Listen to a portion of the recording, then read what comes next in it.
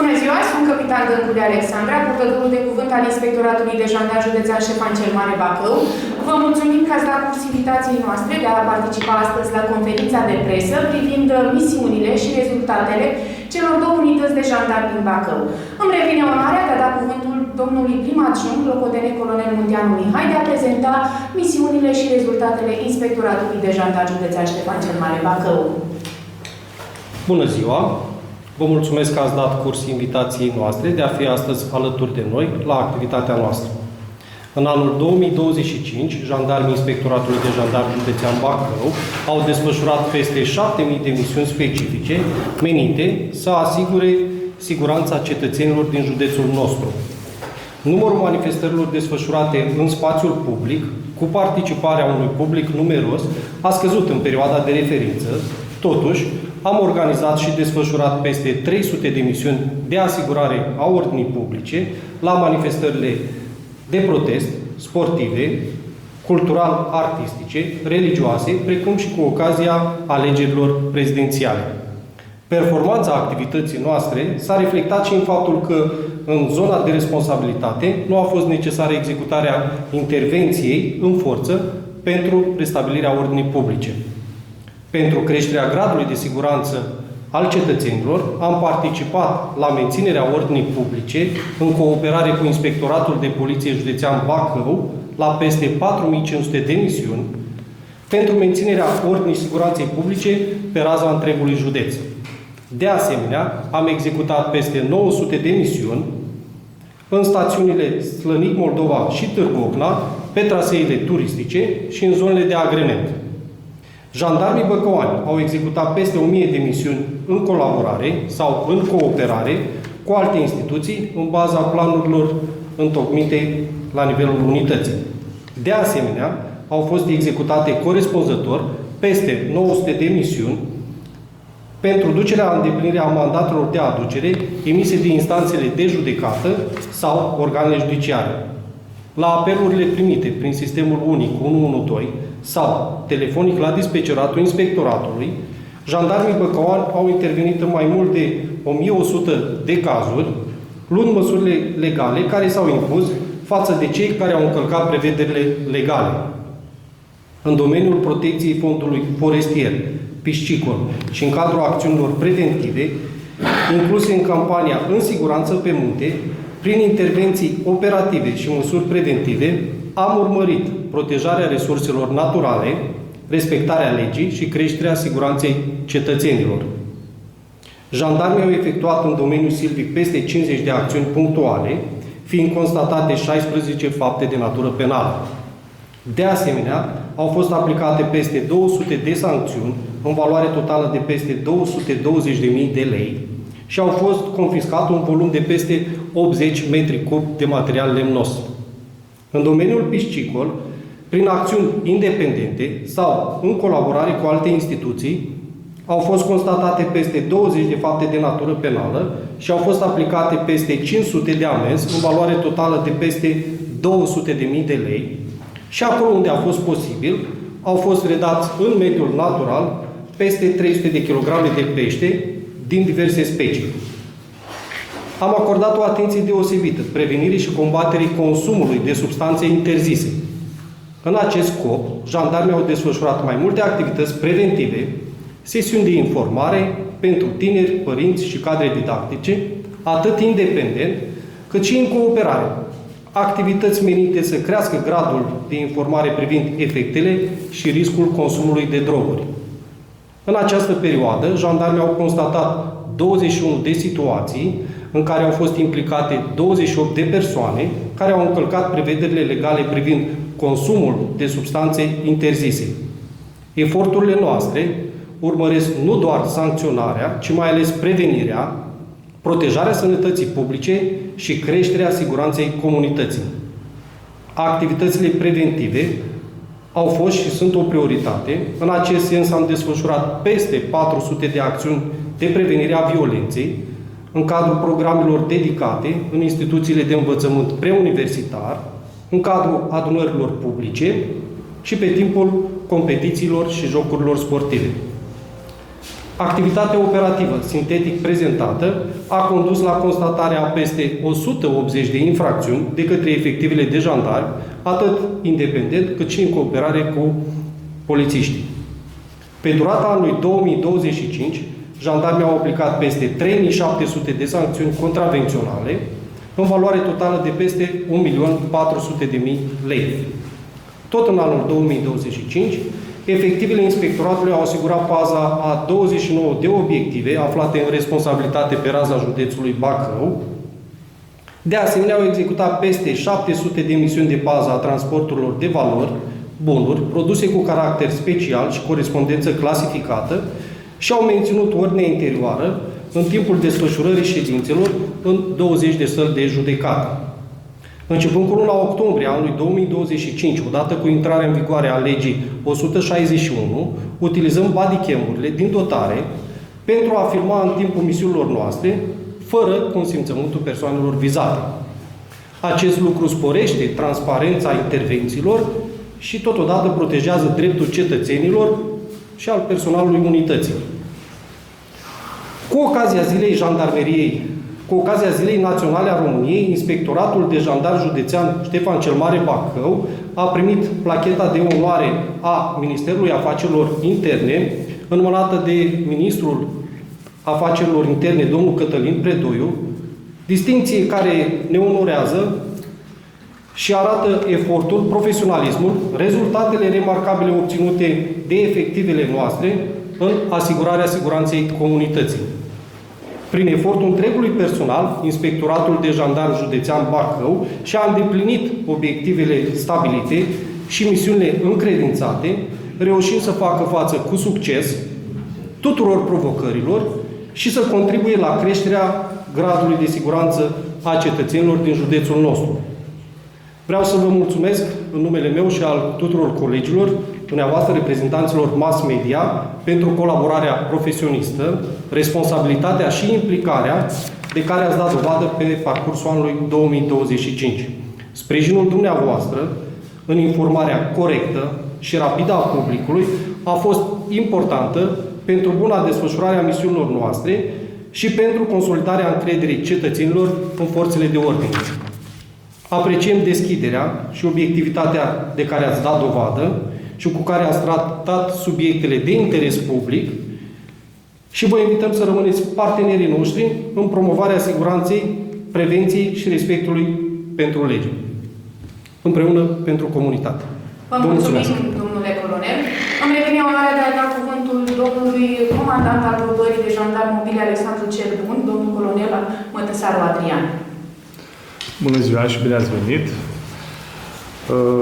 Voi face o scurtă prezentare a principalelor activități și a rezultatelor obținute de către unitatea noastră pe parcursul anului 2025.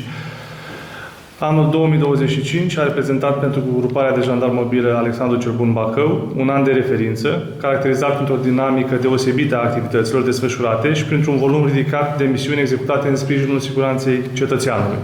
Activitatea unității s-a desfășurat în contextul unui mediu de securitate intern și regional complex, obiectivul fundamental fiind consolidarea și dezvoltarea unității în vederea eficientizării instituționale, ca parte componentă a Sistemului Național de Apărare, Ordine Publică și Siguranță Națională, printr-o abordare proactivă orientată către nevoile de securitate în serviciul cetățeanului. Scopul principal a reprezentat apărarea ordinii și liniștii publice, a drepturilor și libertăților fundamentale ale cetățenilor, a proprietății publice și private, prevenirea și descoperirea infracțiunilor și altor încălcări ale legilor în vigoare, precum și protecția instituțiilor fundamentale ale statului și combaterea actelor de terorism, prioritate strategică fiind creșterea gradului de siguranță al cetățeanului. Pe parcursul anului 2025, unitatea a desfășurat peste 4.900 de misiuni și acțiuni specifice, atât independent, cât și în sistem integrat, fiind constituite 5.871 de patrule independente și 1.467 de patrule mixte, prin care au fost sprijinite structurile teritoriale de poliție în acțiune de menținere a ordinii publice. Pentru asigurarea unui timp de reacție redus, au fost constituite aproximativ 1100 de echipaje mobile de intervenție, care au intervenit la 394 de solicitări ale cetățenilor. Activitatea s-a desfășurat în zona de responsabilitate aferentă unității, respectiv județele Bacău, Iași, Botoșani, Suceava, Vaslui, Neamț, Galați și Vrancea, unde au fost asigurate măsuri de ordine publică la aproximativ 700 de manifestări culturale, artistice, religioase, comemorative și sportive, inclusiv evenimente cu public numeros. Aici aș vrea să fac o precizare și anume faptul că unitatea noastră este responsabilă de planificarea, organizarea, executarea și conducerea sistemului integrat a misiunii de asigurare a ordinii publice desfășurată în municipiul Iași, cu ocazia pelerinajului Sfânta Paraschiva, cu Viasei Paraschiva de la Mitropolie. E o misiune de referință pentru noi ca unitate, e o misiune care presupune un efort mare din partea noastră, dar anul trecut s-a desfășurat fără niciun fel de incidente. La eveniment au participat aproximativ 300.000 de persoane pe parcursul la 7 zile. Totodată am participat și la misiuni în afara zonei de competență teritorială, în sprijinul colegilor din București și Constanța. În paralel, unitatea a acordat o atenție deosebită activităților cu caracter preventiv și educativ, promovând și dezvoltând o cultură a ordinii și siguranței publice în rândul populației. În acest sens, au fost desfășurate 242 de activități preventive, cu o medie de aproximativ 20 de activități lunar, fiind distribuite peste 8100 de materiale informative în cadrul programelor derulate la nivel național și local. Pentru protecția elevilor și a cadrelor didactice au fost organizate 138 de activități preventive în unități de învățământ preuniversitar, iar pe linia prevenirii și combaterii faptelor antisociale au fost desfășurate acțiuni dedicate atât tinerilor cât și comunității în ansamblu. În urma misiunilor desfășurate în anul 2025, au fost constatate 153 de infracțiuni, dintre care 66 constatate independent. Au fost aplicate 2192 de sancțiuni contravenționale, în valoare totală de peste 600.000 de lei, iar bunurile ridicate în vederea confiscării au însumat 62.000 de lei. Totodată au fost puse în executare 176 de mandate de aducere. Anul 2025 rămâne un an de referință și pe linia fondurilor externe nerambursabile, în luna iulie fiind depuse pentru prima dată de către unitate o cerere de finanțare în cadrul programului Interreg Next România Republica Moldova 2021-2027, aceasta aflându-se momentan în procesul de evaluare. Totodată, în cadrul proiectului finanțat de Banca Mondială Consolidarea Infrastructurii și a Pregătirii pentru Situații Critice de Urgență, unității au fost repartizate de către Inspectoratul General al Jandarmeriei Române autovehicule și echipamente esențiale pentru creșterea mobilității și asigurarea condițiilor necesare personalului în eventualitatea unor dislocări temporare pentru situații de urgență. Un alt element important al anului 2025 l-a constituit implementarea utilizării camerelor video portabile, cunoscute sub denumirea de bodycam-uri, a căror folosire a fost reglementată de lege anul trecut. Acest demers contribuie la creșterea transparenței actului de ordine publică, la protejarea drepturilor cetățenilor și ale personalului, precum și la documentarea obiectivă a intervențiilor desfășurate. Activitatea de pregătire profesională continuă a urmărit creșterea nivelului de profesionalism necesar în îndeplinirea atribuțiilor și menținerea capacității de acțiune a structurilor. În acest sens, au fost desfășurate 59 de activități de pregătire cu specialiști ai Jandarmeriei Române, Poliției Române, Serviciul Român de Informații și Ministerului Apărării Naționale, iar în perioada 20-23 mai 2025, unitatea a organizat pentru prima dată un exercițiu tactic complex de tip combinat la nivel zonal, cu participarea a peste 500 de efective din cadrul structurii teritoriale ale MEAI și celorlalte instituții cu atribuții în domeniul ordinii publice, activitate ce a presupus un efort semnificativ din partea personalului implicat și care s-a desfășurat în județul Suceava.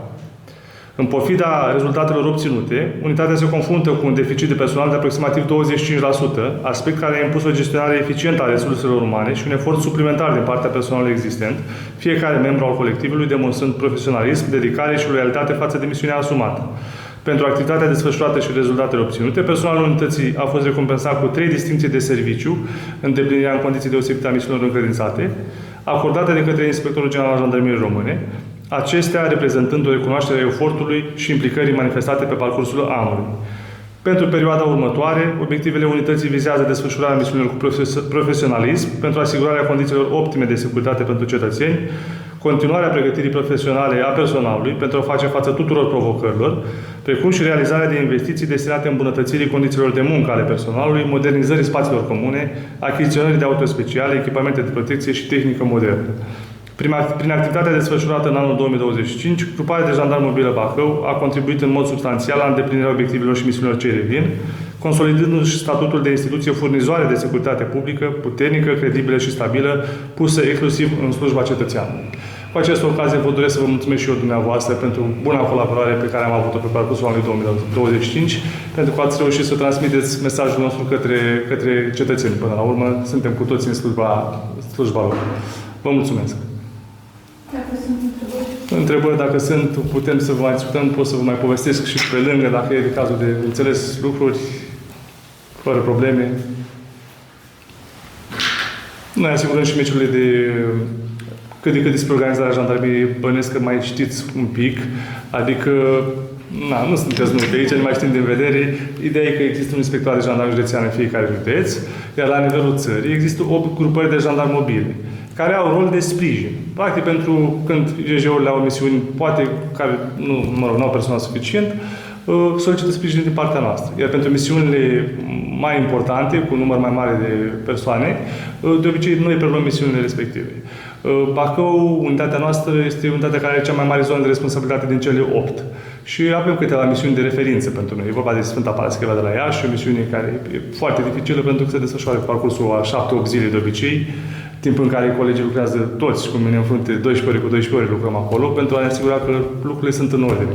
Și le zic, cum le zic și lor mereu, lucrurile nu vin de la sine, să știți. Poate oamenii iau de bun tot acolo, că lumea merge, totul e în regulă, dar dacă n-ar fi, nu numai noi jandarmi, că sunt și polițiști locali acolo, lucrurile n-ar fi așa. Adică am asistat la momente în care oamenii se transformă și chiar dacă vin la un pelerinaj acolo... Poftim?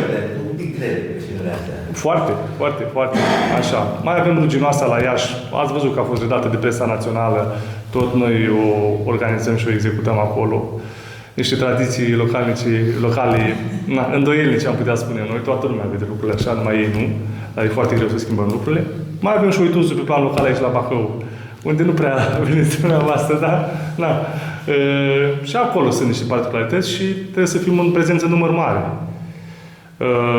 Ghimeșul deja așa mi-a pierdut de importanță, nu mai ce era odată, dar există și misiunea asta pe acolo. A fost 2025 un an mai greu ca și număr al intervențiilor, ca... Au crescut în complexitate, aș putea spune. Strict după cifre, a existat o scădere a numărului de misiuni, dar am simțit că au crescut în complexitate. Au fost și alegerile prezidențiale, știm cu toții contextul în care s-au desfășurat și au fost un pic mai complicate.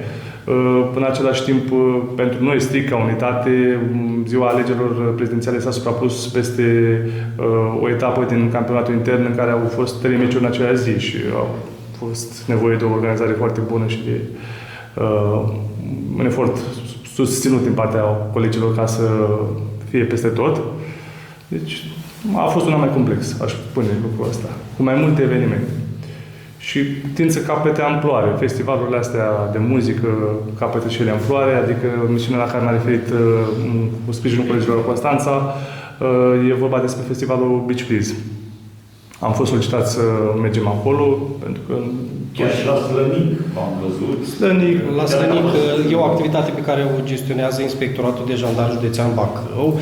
Așa cum prezintă și domnul comandant, noi analizăm în funcție de capabilitățile și capacitățile pe care noi le avem, stabilim împreună cu colegii din cadrul grupării modalitatea de organizare și planificare a misiunii cu aprobarea conducerii Inspectoratului General Jandarmeriei României. De fiecare dată, orice misiune este analizată în prealabil și în funcție de analiza și rezultatul acelei analize, riscurile identificate, amenințări, vulnerabilități, stabilim modalitatea care o abordăm. Fie în sistem comun, fie predăm misiunea, așa cum a prezentat domnul comandant, grupării de jandarmi mobile Bacău.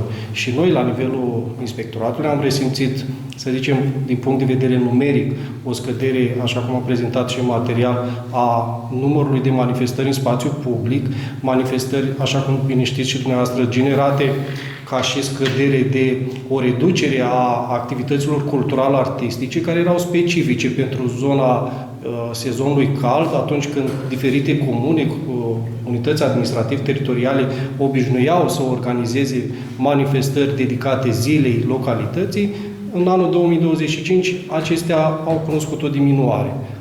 Evident, știm cu toții contextul economic, contextul la nivel național, probabil că a influențat și la nivel local acest aspect. Ați spus că vă confruntați cu un deficit personal de 25%. Ați văzut cumva adresabilitatea sau nu sunt locuri scoase? Dacă discutăm din punct de vedere al Inspectoratului de Jandarmi Județean Bacău, vreau să vă spun că, din punctul meu de vedere, fiecare coleg contează. Este adevărat, deficitul nostru este un pic mai mare. La momentul actual, gradul de încadrare al unității este undeva la 71%. N-aș considera în mod necesar și aș putea chiar contrazice parțial afirmația, în sensul că în anul 2025 noi am încadrat o sumă de colegi care au promovat un concurs de sosire în cadrul unității din sursă externă, iar pentru acel concurs noi am avut undeva pentru anumite funcții și peste 20 de candidați pe o funcție. Adică o adresabilitate foarte mare aș considera-o eu. Acum, evoluția societății, contextul despre care știm cu toții, au generat, și nu e o chestiune punctuală a anului 2025, acest deficit. Cu toate astea, chiar și în condițiile unui deficit, aș spune eu, nu foarte mic, ne-am îndeplinit toate misiunile, evident, bazându-ne pe efortul suplimentar al colegilor care sunt încadrați astăzi în unitate. Pentru combaterea deficitului s-au făcut eforturi de la nivel central să se organizeze mai multe sesiuni de admitere în școlile de subofițeri. Acolo au fost sesiuni cu mai mulți candidați, sesiuni cu mai puțini candidați, dar deocamdată suntem la un nivel bun, să spunem. E un deficit care creează un pic probleme, dar este gestionabil deocamdată.